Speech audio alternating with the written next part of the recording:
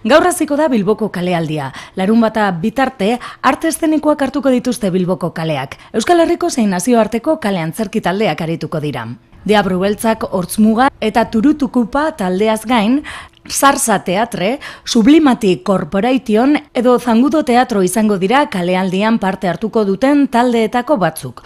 Guztira 20 dira eta 39 ikuskizun eskainiko dituzte. Horien artean gaur gaueko 10:00 aurrera, Arriagako plazan Le Cabaret Subliminal ikuskizuna izango da. Lan honek 4 disziplina biltzen ditu: 4 kultura, Frantzia, Italia, Katalunia eta Euskal Herria. Kalealdira Bilbora bueltatzea, lehenengoz euskaraz hitz egitea arraroa egiten zait.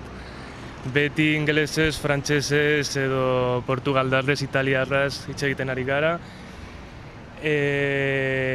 Bilbon lan egitea asko gustatzen zait.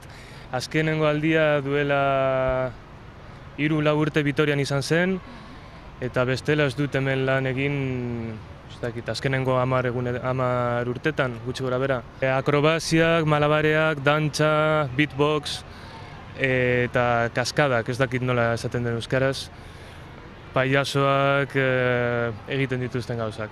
Teknika bakoitza zirkuaren eta araketa pertsonalaren arteko bidegurutzea da. Kalealdian parte hartuko duten talde guztiek euren azken lanak aurkeztuko dituzte Bilbon. Gehienak proposamen eszeniko berritzaileak dira, musikatik dantza garaikidera, kaleko antzerkiarekin, egitura mugikorrekin edo zirkuitoko disziplinekin egiten den fusioarekin batera.